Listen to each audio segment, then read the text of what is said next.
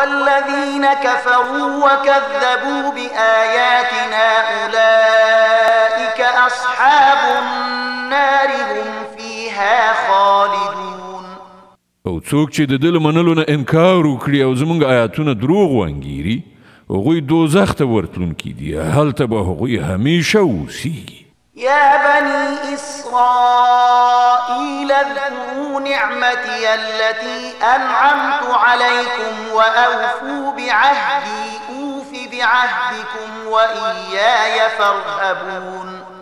ای بني اسرائیلو لږ پاملرنه وکړئ زما هغه نعمت ته چې پر تاسې مې لورولی و، له ما سره چې ستاسې کوم تړون و هغه تاسې سرته ورسوئ، نو زما چې له تاسې سره کوم تړون و هغه به زه ترسره کړم او یوازې له ما نه وویریږئ. وآمنوا بما أنزلت مصدقا لما معكم ولا تكونوا أول كافر به ولا تشتروا بآياتي ثمنا قليلا وإياي فاتقون. او ما چې کوم کتاب لیږلی دی پر هغه ایمان راوړئ، دا د هغه کتاب تاییدونکی دی چې له تاسې سره له پخوا نه موجود و، له دې عمله تر ټولو د مخه تاسې ورڅخه انکار مه کوئ، په لږ بیه زما آیاتونه مه خرڅوئ او زما له غضب نه ځان وساتئ. ولا تلبسوا الحق بالباطل وتكتموا الحق وأنتم تعلمون. باطل ته د حق جامه مه راغوندئ او له پوهېدو سره سره د حق پټولو هڅه مه کوئ. وأقيموا الصلاة وآتوا الزكاة واركعوا مع الراكعين. لمونځ قایم کړئ، زکات ورکړئ او کوم خلک چې ماته ټیټیږي تاسې هم له هغو سره ټیټ شئ. أتأمرون الناس بالبر وتنسون أنفسكم وأنتم تتلون الكتاب أفلا تعقلون. تاسې خو نورو ته د ښې لارې غوره کولو لپاره وایاست مګر خپل ځان هیروئ. په داسې حال کې چې تاسې کتاب لولئ آیا تاسې له پوهې څخه هیڅ کار نه اخلئ؟ واستعينوا بالصبر والصلاة وإنها لكبيرة إلا على الخاشعين الذين يظنون أنهم ملاقو ربهم وأنهم إليه راجعون. په صبر او لمانځه د الله مرسته وغواړئ. په دې کې شک نشته چې لمونځ یو ډېر سخت کار دی، مګر په طاعت کوونکو کوم کسان چې یقین لري دوی له خپل رب سره یو ځای کیدونکي او د همغه لوري ته ورګرځېدونکي دي. د بقرې مبارکه سوره چې د قرآن عظیم الشان دوهمه سوره ده په مدینې منورې کې رانازله شوې ده. 286 مبارک آیاتونه لري. تلاوت او پښتو ترجمه یې له 40 آیت څخه اورئ. يا بني إسرائيل اذكروا نعمتي التي أنعمت عليكم وأني فضلتكم على العالمين. ای بني اسرائیلو زما هغه نعمت در یاد کړئ چې هغه مې پر تاسې پیرزو کړی او دا چې د نړۍ پر ټولو ملتونو مې تاسې ته فضیلت در کړی. واتقوا يوما لا تجزي نفس عن نفس شيئا ولا يقبل منها شفاعة ولا يؤخذ منها عدل ولا هم ينصرون. او له هغې ورځې وویرېږئ چې هلته هیڅوک هیڅ چا ته یوه ذره په دردو نه خوري، نه د هیڅ چا سپارښتنه ومنله شي، نه هیڅوک د فدیې په بدل کې پرېښودای شي او نه له ګناهکارانو سره له کوم لوري مرسته وکړای شي. وإذ نجيناكم من آل فرعون يسومونكم سوء العذاب يذبحون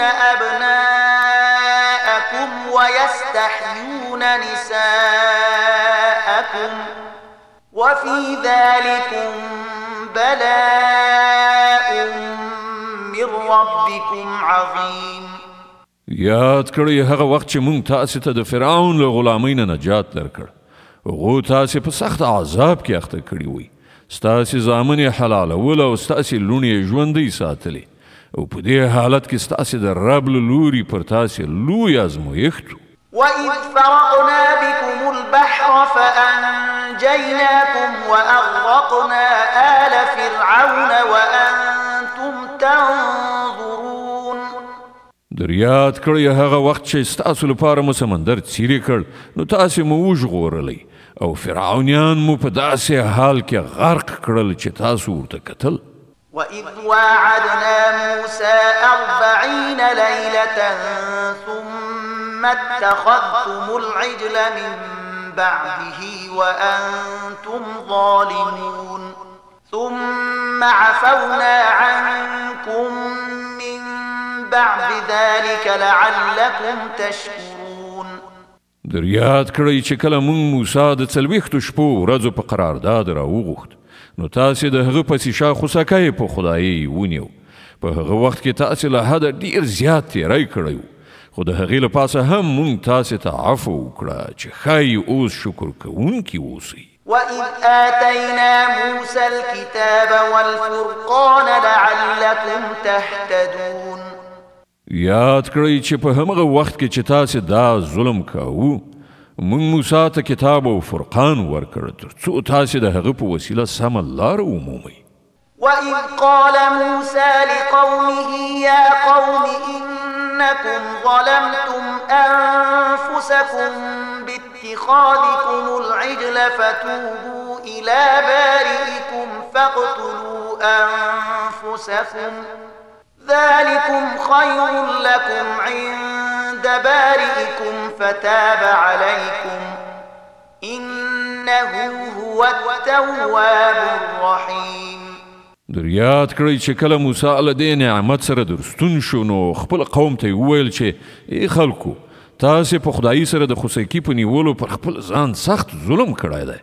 نو تاسې د خپل خالق په وړاندې توبه وباسئ او په خپلو کې سره ووژنئ په همدې کار کې ستاسې د خالق په وړاندې ستاسې ښه توب دی په هغه وخت کې ستاسې خالق ستاسې توبه قبوله کړه چې هغه لوی بخښونکی او د رحمت څښتن دی وإذ قلتم يا موسى لن نؤمن لك حتى نرى الله جهرة فأخذتكم الصاعقة وأنتم تنظرون ثم بعثناكم من بعد موتكم لعلكم تشكرون در په زړه کړئ هغه وخت چې کله تاسې موسی ته ویلي وو چې موږ به ستا په خولو تر هغه باور ونه کړو تر څو چې په خپلو سترګو په څرګنده توګه خدای له تا سره په خبرو کولو ونه وینو هغه وخت تاسې په رڼو سترګو کتل چې یوه قوي سایقه درته راغله تاسې بې روحه غورځېدلي وئ مګر بیا موږ ژوندي راپاڅولی په کار ده چې له دې ښېګڼې وروسته تاسې شکر وباسئ وظللنا عليكم الغمام وأنزلنا عليكم المن والسلوى كلوا من طيبات ما رزقناكم وما ظلمونا ولكن كانوا أنفسهم يظلمون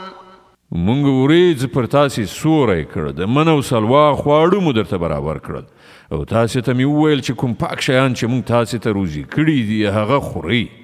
خو ستاسې پخوانیو چې څه وکړل هغه پر مونږ ظلم نه و بلکې هغو خپله پر خپل ځان ظلم وکړ وإذ قلنا ادخلوا هذه القرية فكلوا منها حيث شئتم رغدا وادخلوا الباب سجدا وقولوا حطة نغفر لكم خطاياكم وسنزيد المحسنين او یاد کړئ چې کله موږ ویلي وو چې دې کلي ته چې ستاسې په مخ کې دی ننوځئ د هغه حاصلات چې څنګه مو زړه غواړي هغسې په خوند وخورئ مګر د کلي په دروازه کې د سجدې په حال کې ننوځئ او ووایي یا الله زموږ ګناوې وبخه موږ ستاسې خطاګانې در بخو او په نیکوکارانو به لا زیات فضل او مهرباني پیرزو کړو فبدل الذين ظلموا قولا غير الذي قيل لهم فأنزلنا على الذين ظلموا رجزا من السماء بما كانوا يفسقون خو کومه خبره چې ویل شوې وه ظالمانو هغه بدله کړه نور څه یې وکړل په پای کې موږ په ظلم کوونکو له آسمانه عذاب نازل کړ. دا سزا د هغو نافرمانیو وه چې هغو کولې. وإذ استسقى موسى لقومه فقلنا اضرب بعصاك الحجر فانفجرت منه 12 عينا قد علم كل أناس